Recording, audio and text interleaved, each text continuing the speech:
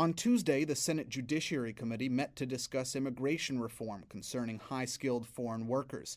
Many in Congress want to increase the number of H-1B visas it issues for immigrants seeking tech industry jobs in particular. While most Democrats support the measure, Republicans oppose the legislation because they say it would put American jobs and wages at risk. Most people believe that employers are supposed to recruit Americans before they petition for an H-1B worker, or that they're supposed to hire a U.S. worker if that person is equally or better qualified. And of course, we found out that's just not true. Over the years, the program has become a government-assisted way for employers to bring in cheaper foreign labor. Progressive groups like the Economic Policy Institute are siding this time with Republicans, arguing that reform is a ploy to reduce employee wages. Last month, that argument became reality when the electric utility company Southern California Edison replaced some 500 of its IT workers with H-1B workers from India. Ron Hira of the Economic Policy Institute said in his testimony before the committee that the massive layoff was emblematic of the issue at large. And we see this again in the Southern California Edison case. This is a perfect, definitive case study of H-1B workers being paid below what American workers were being paid. The Southern California Edison IT workers, American workers, were being paid $110,000 a year. Their H-1B replacements are being paid $70,000 a year. And Southern California Edison is not alone. It's not an isolated case. It's Disney, it's Harley-Davidson, it's Northeast Utilities, it's Xerox up in Rochester, New York.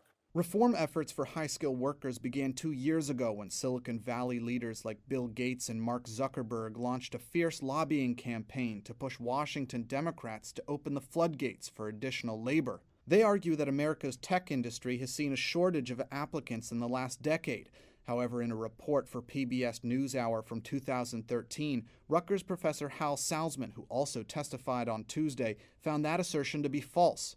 He found instead that U.S. colleges graduate far more scientists and engineers than find employment in those fields every year, about 200,000 more, while the IT industry fills about 2/3 of its entry-level positions with guest workers. Jay Palmer is a whistleblower who in 2012 stepped forward over the process of training those guest workers. He told the committee on Tuesday that as a consultant for an IT company called Infosys, he saw how the driving factor behind recruiting H-1B visa workers was not about immigration rights, but rather an effort to degrade wages within the country by exploiting not only foreign workers, but the middle-class Americans who are training them and then subsequently being replaced. We brought in H-1B workers. Didn't matter if you had skills or not.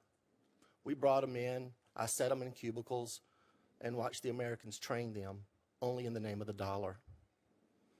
I'm here today to talk a little bit about who can't be here today and talk. I am the displaced American worker that can't speak out due to being harassed, blackballed, or possibly sued. The one who was forced to sign a non-disparaging marks agreement in order to get a severance package.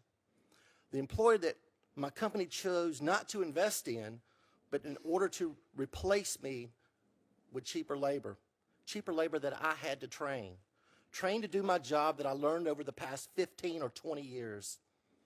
They call it knowledge transfer, but we all know that's an illusion. It's all about cheaper labor. I read a statement that companies had come to certain senators and said, we don't have enough skilled workers. Send me the companies, I'll send you workers. In closing, I watch this on a daily basis of Americans being displaced. I sit in the offices and meetings with companies that displaced American workers only because the Americans that had been there 15 or 20 years were being paid too much money. I stayed at night and helped these people that came over on H-1Bs learn skills. They're not skilled workers. These companies bombard our system with H-1B applications, and whoever gets them, they're sent over no matter their skill level. I know, I watched it.